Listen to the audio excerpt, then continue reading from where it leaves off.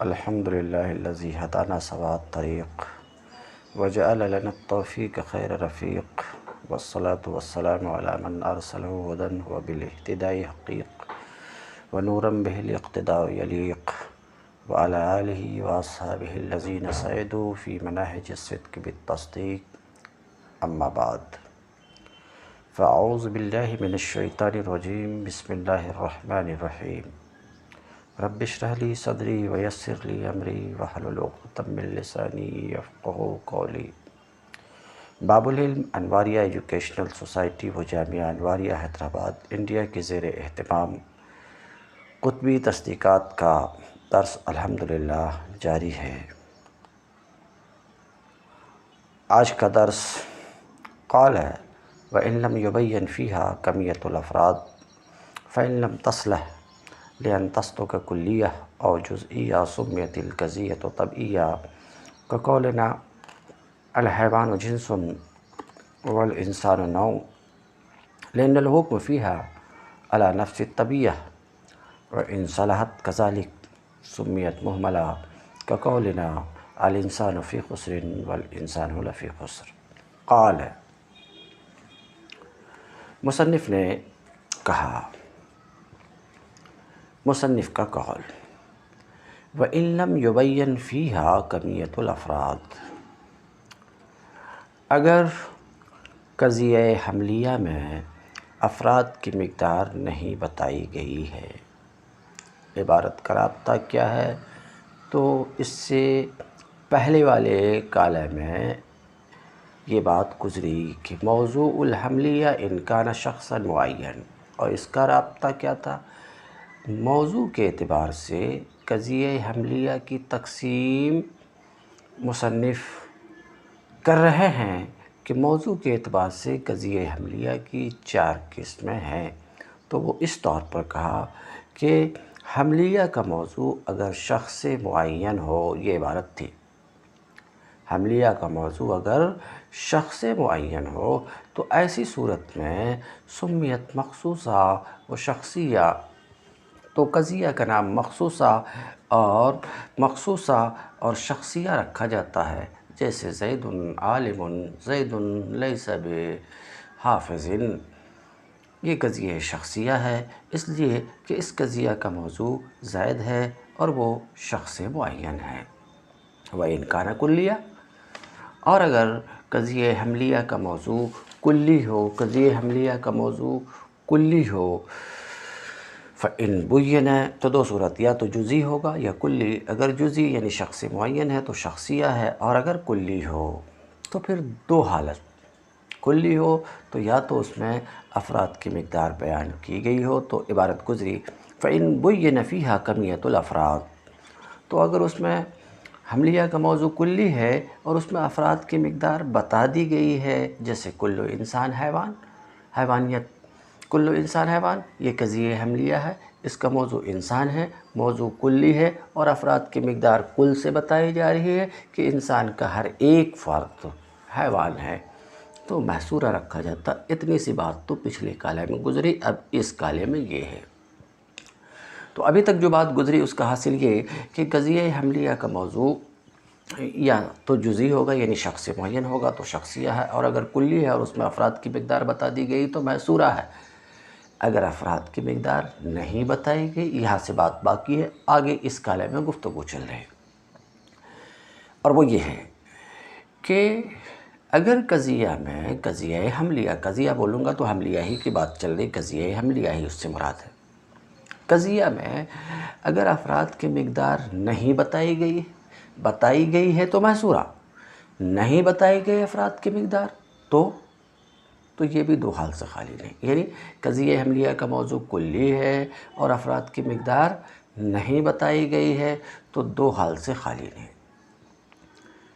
آسان لفظ میں افراد کی مقدار نہیں بتائی گئی تو یا تو حکم افراد پر ہوگا یا افراد پر نہیں ہوگا. پلٹ کے کہو، یا تو حکم افراد کی مقدار نہیں بتائی گئی اس لیے کہ یا تو حکم افراد پر ہے ہی نہیں،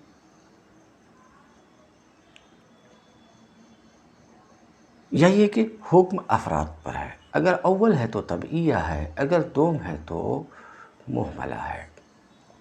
یعنی قضیہ میں افراد کی مقدار نہیں بتائی گئی ہے تو حکم یا تو افراد پر ہوگا ہی نہیں تو طبعیہ ہے، یا حکم افراد پر ہے، یہ الگ بات ہے کہ افراد کی مقدار نہیں بتائی گئی تو یہ محملہ ہے۔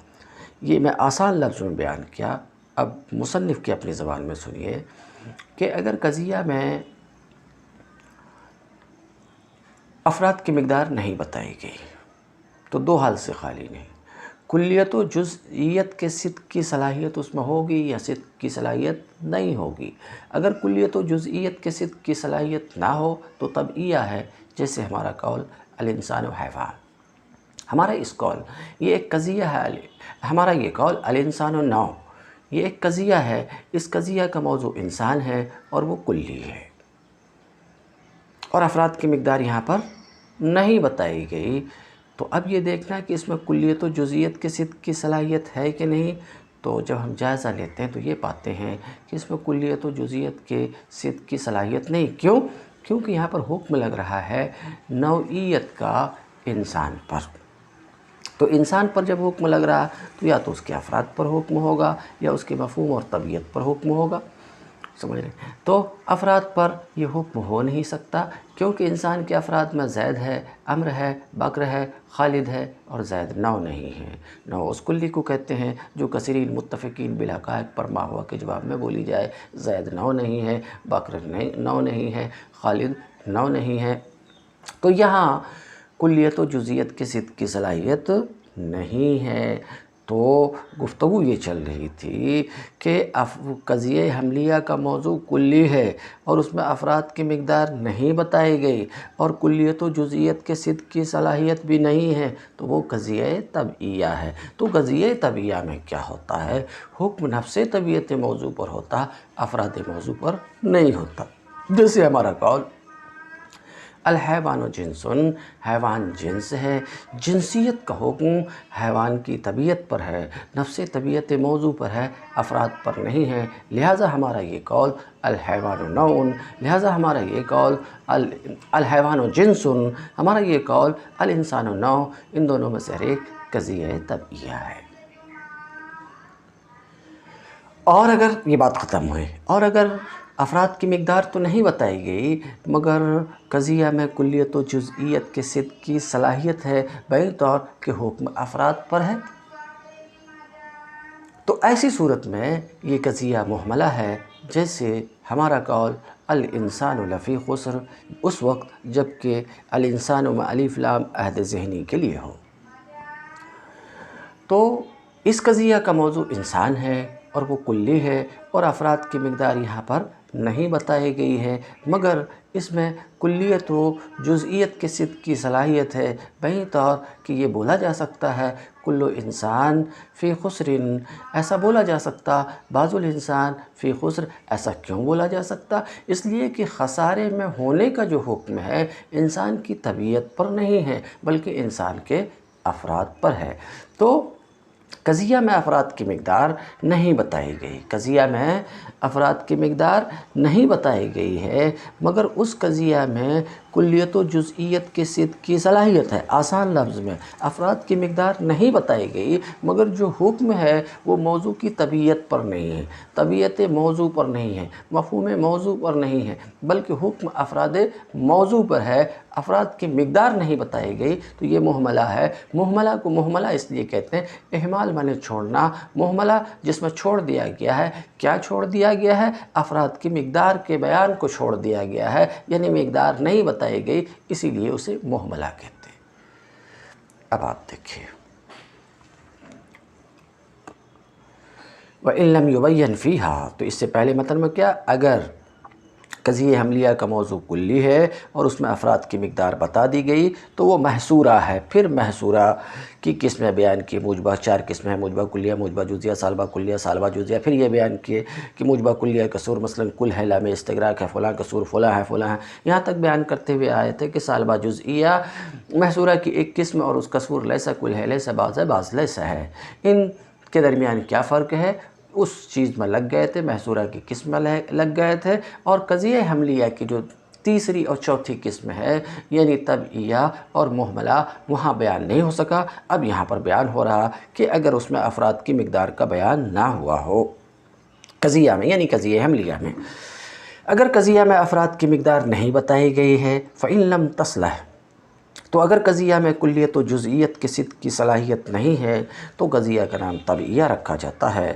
جیسے ہمارا یہ قول الحیوان جنس، جیسے ہمارا یہ قول الانسان نوع، اس لیے کہ حکم یہاں اس قضیہ میں نفس طبیعت موضوع پر ہے، افراد پر نہیں ہے۔ اور اگر ایسی صلاحیت ہے قضیہ میں یعنی کلیت و جزئیت کے صدق کی صلاحیت ہے، بہی طور کے حکم افراد پر ہے، تو اس وقت قضیہ کا نام محملہ رکھا جاتا، جیسے ہمارا قول انسان خسارے میں ہے، انسان خسارے میں نہیں ہے۔ میں متن میں ہی قریب وہ ساری گفتگو کر دیا ہوں جو اقول شرح میں ہے، اس لیے سماعت فرمائیں۔ ما مر کان اذا بین فی القضیہ کمیت افراد الموضوع، جو بات گزر گئی وہ یہ تھی کہ جب قضیہ میں موضوع کے افراد کی مقدار، ما سبق میں جو بات بیان کی گئی وہ یہ تھی کہ جب قضیہ میں موضوع کے افراد کی مقدار بتا دی گئی ہو، یہ بات تو گزر چکی۔ اگر قضیہ میں موضوع کے افراد کی مقدار بتا دی گئی، یہ بات ما سبق میں گزری، اگر بتا دی گئی تو وہ محصورہ ہے، وَأَمَّا إِذَا لَمْ تُبَيَّنْ، اگر افراد کی مقدار بتا دی گئی تو اس کا بیان ہو چکا، اگر افراد کی مقدار نہیں بتائی گئی تو کہتے ہیں۔ لیکن جب قضیہ میں افراد کی مقدار نہ بتائی گئی ہو تو یہ دو حال سے خالی نہیں ہیں، یا تو قضیہ میں کلیت و جزئیت کے صدق کی صلاحیت ہوگی، بہی طور کہ حکم قضیہ میں یا تو موضوع کے افراد پر ہوگا، یا کلیت و جزئیت کے صدق کی صلاحیت نہیں ہوگی۔ کیوں نہیں ہوگی؟ اس لیے کہ حکم قضیہ میں طبیعت موضوع نفس طبیعت موضوع پر ہوگا، افراد پر نہیں ہوگا۔ فَإِن لَمْ تَصْلَحْ لِأَن تَصْدُقَ كُلِّيَّةٌ وَجُزْئِيَّةٌ، تو اگر قضیہ میں کلیت و جزئیت کے صدق کی صلاحیت نہیں ہے، قضیہ میں کلیت و جزئیت کے صدق کی صلاحیت نہیں ہے تو اس قضیہ کا نام طبعیہ رکھا جاتا۔ کیوں؟ اس لیے کہ اس قضیہ میں حکم نفس طبیعت پر ہے، جیسے ہمارا قول الحیوان جنس، جیسے ہمارا قول الانسان نوع۔ فإن الحکم بالجنسیت والنوعیت، کیونکہ ان دونوں قضیہ میں جو حکم ہے جنسیت اور نوعیت کا، یہ حیوان و انسان کے مصداق یعنی افراد پر نہیں ہے بلکہ ان کی نفس طبیعت پر ہے۔ وَإِن صَلَحَتْ لِأَن تَصْدُقَ كُلِّيَّةٌ وَجُزْئِيَّةٌ، اور اگر قضیہ میں کلیت و جزئیت کے صادق آنے کی صلاحیت ہے، بہی طور کہ قضیہ میں حکم افراد موضوع پر ہے، طبیعت موضوع پر نہیں ہے، تو اس وقت قضیہ کا نام محملہ رکھا جاتا ہے۔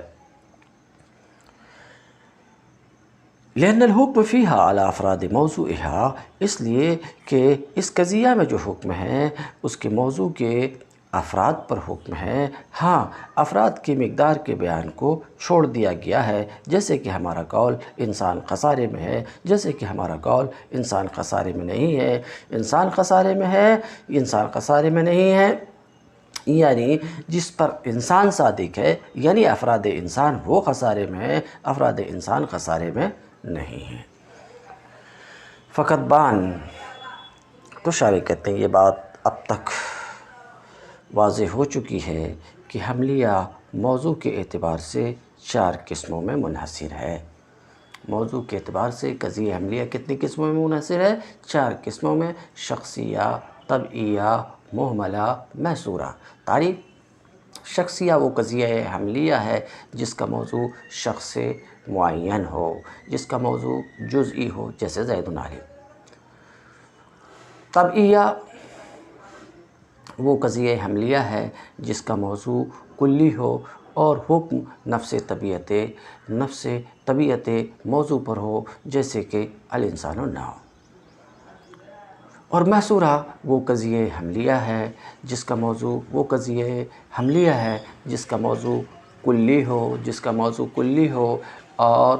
کلی ہو اور حکم افراد موضوع پر ہو اور افراد کی مقدار بھی بتا دی گئی ہو، جیسے کہ کل انسان حیوان، بعض الحیوان لیس بانسان۔ محملہ وہ قضیہ حملیہ ہے جس کا موضوع کلی ہو اور حکم افراد موضوع پر ہو، حکم افراد موضوع پر ہو مگر یہ کہ افراد کی مقدار نہ بتائی گئی ہو، جیسے ہمارا قول الانسان فی خسر۔ تو شارح کہتے ہیں فقط بان بین الحملیہ باعتبار الموضوع منحصرۃ فی اربعۃ اقسام۔ یہ بات واضح ہو چکی، یہ بات ظاہر ہو چکی کہ حملیہ موضوع کے اعتبار سے 4 قسموں میں منحصر ہے۔ وَلَكَ أَن تقول 4 قسموں میں منحصر ہے، اور آپ تقسیم میں اس طریقے سے بول سکتے ہیں کہ حملیہ کا موضوع یا تو جزئی ہوگا یا کلی ہوگا۔ فَإِن كَانَ جُزْئِيًّا تو اگر حملیہ کا موضوع جزئیہ ہو تو وہ شخصیہ ہے۔ وَإِن كَانَ كُلِّيًّا اور اگر حملیہ کا موضوع کلی ہو تو حملیہ کا موضوع یا تو جزئی ہوگا یا کلی ہوگا۔ اگر جزئی ہے تو وہ قضیہ شخصیہ ہے، اور اگر کلی ہے تو یہ 2 حال سے خالی نہیں ہے کہ حکم قضیہ میں یا تو کلی کی نفس طبیعت پر ہوگا یا یہ کہ حکم افراد کلی پر ہوگا۔ فَإِن كَانَ الْحُكْمُ عَلَى نَفْسِ الطَّبِيعَةِ تو اگر حکم نفس طبیعت پر ہے، فَهِيَ الطَّبْعِيَّةُ تو وہ قضیہ طبعیہ ہے۔ اور اگر حکم موضوع کے مصداق یعنی افراد پر ہے تو یہ 2 حال سے خالی نہیں ہے کہ موضوع کے افراد کی مقدار بتائی گئی ہوگی قضیہ میں یا نہیں بتائی گئی ہوگی۔ اگر بتائی گئی ہے تو وہ محصورہ ہے، اور اگر نہیں بتائی گئی تو وہ محملہ ہے۔ تو معلوم ہوا کہ موضوع کے اعتبار سے قضیہ حملیہ 4 قسموں میں منحصر ہے: شخصیہ، طبعیہ، محملہ، محصورہ۔ والشیخ فی الشفاء ثلث القسمہ فقال الموضوع ان کان جزئی فہی شخصیہ و ان کان کلی۔ اب یہاں سے در حقیقت یہ جو عبارت آ رہی ہے، شیخ ابو علی ابن سینا شیخ المنطق، انہوں نے اپنی کتاب میں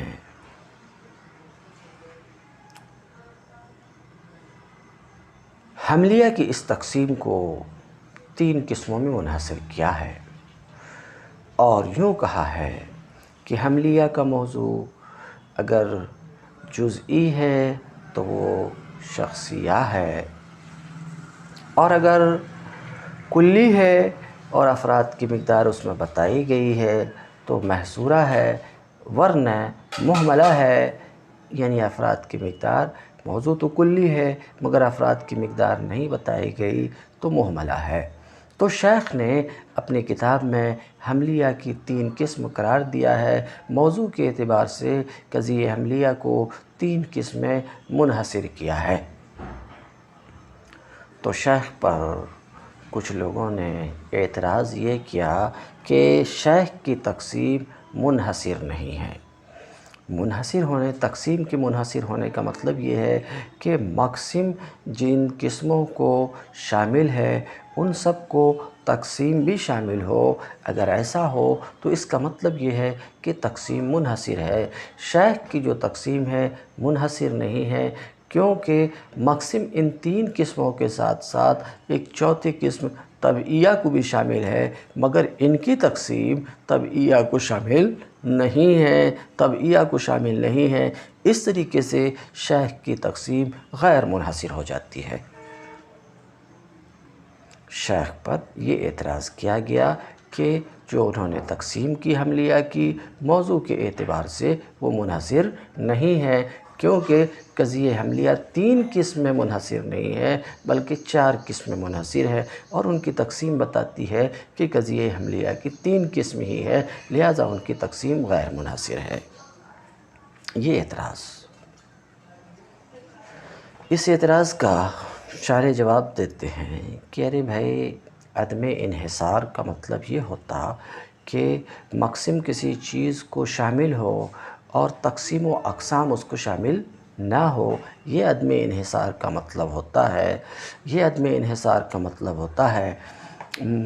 اگر ایسا ہے کہ مقسم کسی چیز کو شامل ہے اور تقسیم اس کو شامل نہیں ہے، تب کہا جائے گا کہ یہ تقسیم غیر منحصر ہے، مگر شیخ پر اعتراض کرنے والے کو معلوم ہونا چاہیے کہ انہوں نے جو یہ تقسیم کی ہے مطلقاً قضیہ حملیہ کی تقسیم نہیں کی ہے موضوع کے اعتبار سے، بلکہ موضوع کے اعتبار سے اس قضیہ حملیہ کی تقسیم کی جو قضیہ حملیہ علوم میں معتبر ہیں۔ تو مقسم یہاں مطلقاً قضیہ حملیہ نہیں ہے، بلکہ مقسم یہاں پر قضیہ حملیہ معتبرہ فی العلوم ہے، معتبرہ فی العلوم یہ مقسم ہے، اور وہ قضیہ حملیہ، وہ قضیہ جو علوم میں معتبر ہیں وہ طبعیہ ہے ہی نہیں، طبعیہ کا علوم میں اعتبار نہیں ہے، طبعیہ کا علوم میں اعتبار نہیں ہے، اور منطقی اس سے بحث بھی نہیں کرتے ہیں، علوم میں اعتبار ہے ہی نہیں۔ تو مقسم یہاں قضیہ معتبرہ فی العلوم ہے، تو مقسم طبعیہ کو شامل ہی نہیں ہے، طبعیہ کو شامل ہی نہیں ہے، یہاں تک کہ آپ یہ کہہ سکیں کہ تقسیم سے طبعیہ خارج ہے۔ کیونکہ مقسم ہے قضیہ معتبرہ فی العلوم، تو مقسم یہاں طبعیہ کو شامل ہی نہیں ہے، شامل ہی نہیں، یہاں تک کہ آپ کہہ سکو کہ تقسیم کی وجہ سے طبعیہ خارج ہو جا رہی ہے۔ تو مقسم شارح کہتے ہیں مقسم قضیہ حملیہ معتبرہ فی العلوم ہے، اور جب ایسا ہے تو شیخ کی تقسیم منحصر ہے، غیر منحصر نہیں ہے۔ سماعت فرمائے۔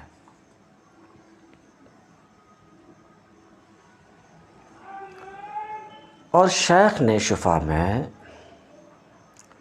3 قسمیں قرار دیا ہے، تقسیم کو مثلث بنایا ہے کہ قضیہ حملیہ کی 3 قسمیں ہیں۔ 3 قسم قرار دیتے ہوئے انہوں نے یہ کہا ہے کہ قضیہ حملیہ کا موضوع اگر جزئی ہے، جزئی ہو تو وہ شخصیہ ہے، اور اگر کلی ہے قضیہ حملیہ کا موضوع تو 2 حال سے خالی نہیں۔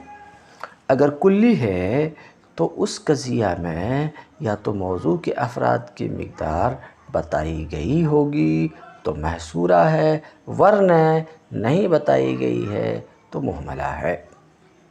شنع علیہ المتاخرون، شیخ پر، شیخ کی اس تقسیم پر بعد کے علماء نے طعن و تشنیع کیا ہے کہ یہ تقسیم منحصر نہیں ہے، کیونکہ اس تقسیم کی بنا پر طبعیہ کا حملیہ سے نکلنا لازم آتا ہے۔ یہ طعن و تشنیع بعد کے لوگوں نے شیخ پر کی ہے، اس کا جواب شیخ کی طرف سے شارح دیتے ہیں۔